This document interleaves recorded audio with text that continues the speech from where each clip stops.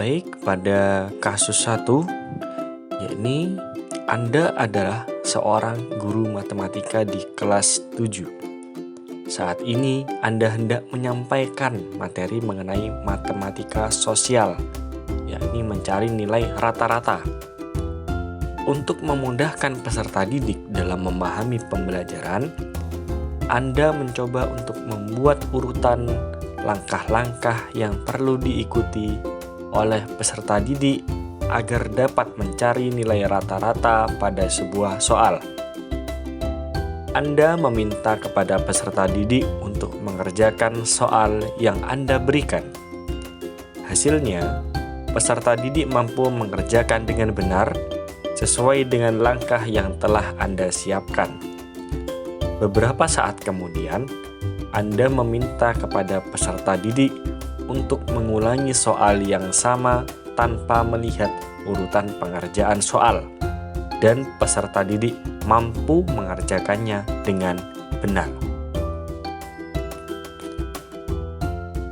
Kemudian pertanyaannya, apa yang membuat peserta didik mampu mengerjakan soal dengan baik pada percobaan kedua tanpa melihat urutan atau langkah pengerjaan soal? Siswa mampu mengerjakan soal pada percobaan kedua karena langkah-langkah yang diajarkan oleh guru sangat jelas, sehingga siswa dapat menangkap pembelajaran dengan baik dan paham tentang cara pengerjaan soal yang diberikan. Selain itu, hal tersebut dapat terjadi karena siswa sudah terbiasa berlatih seperti itu bersama gurunya dan sudah memiliki gambaran tentang langkah-langkah pengerjaan soal tersebut. Pertanyaan selanjutnya, sebagai seorang calon guru, dalam kegiatan belajar yang seperti apa metode di atas dapat diterapkan? Metode yang dapat diterapkan pada pembelajaran tersebut adalah metode penugasan atau resitasi.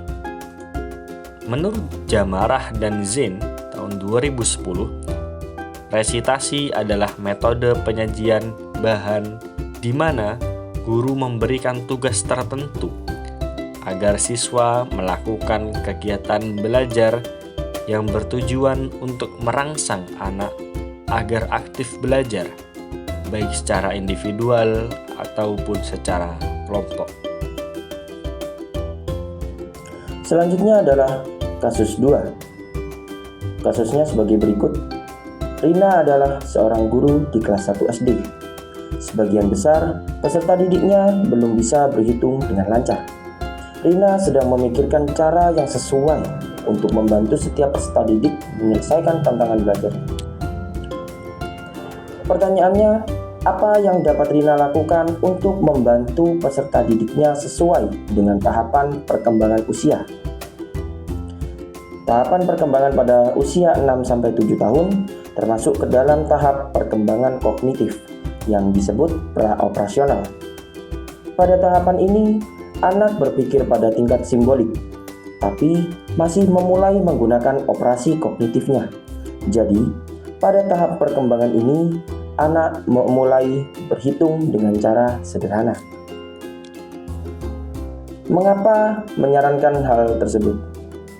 Sebagai guru, Rina dapat membuat simbolik angka diganti dengan bentuk konkret.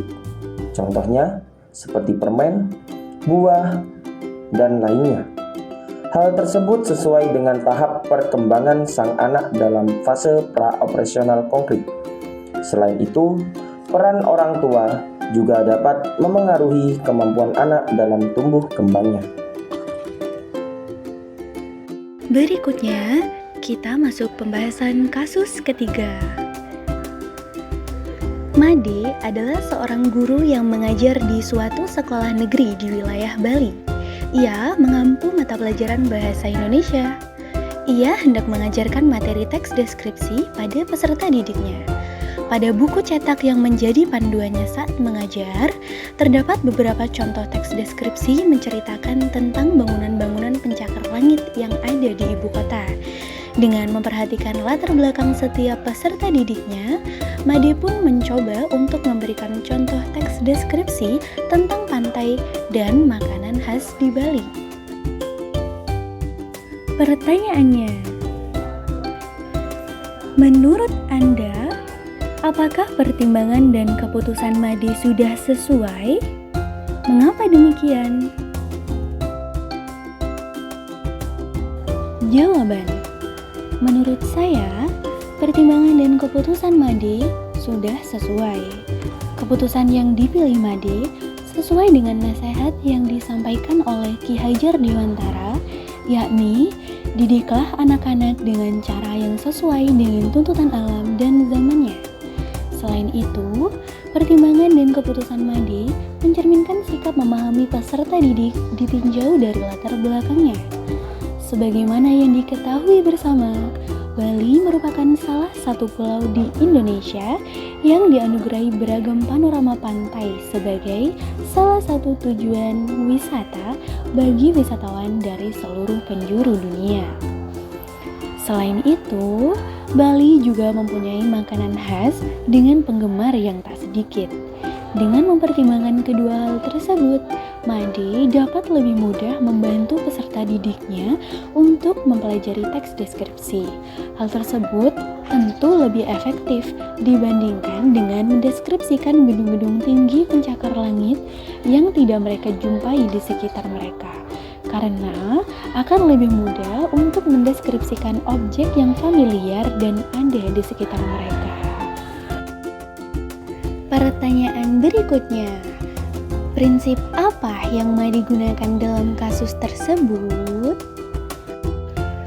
Prinsip yang diterapkan oleh Made adalah prinsip pembelajaran yang relevan.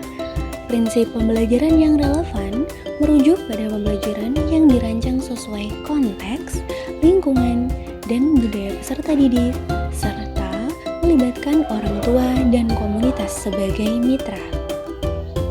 Pembelajaran diselenggarakan sesuai dengan kebutuhan dan dikaitkan dengan dunia nyata, lingkungan, dan budaya yang menarik minat peserta didik.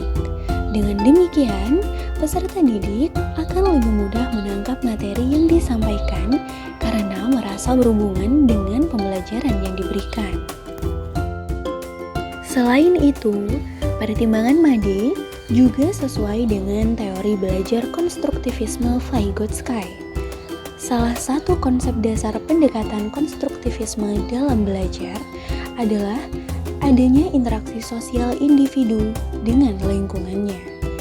Menurut Vygotsky, belajar adalah sebuah proses yang melibatkan dua elemen penting. Keterlibatan alat indera dalam menyerap stimulus dan saraf otak dalam mengelola informasi merupakan proses secara fisik psikologis sebagai elemen dasar dalam belajar.